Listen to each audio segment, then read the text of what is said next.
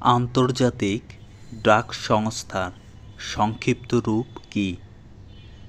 UPU. বিজ্ঞানী Thomas Alva Edison কত সালে ফোনোগ্রাফ আবিষ্কারের ঘোষণা? কারবালা ও শহরনামা কাব্যগ্রন্থের রচয়িতাকে? আব্দুল হাকিম। মাইকেল রবীন্দ্রনাথ নজরুল আমার মাতৃভাষা, এটি কার উক্তি? মুনীর চৌধুরীর। এপিটাফ শব্দের অর্থ কী? সমাধিলিপি। তোহফা কাব্যের রচয়িতাকে? সৈয়দ আলাউল।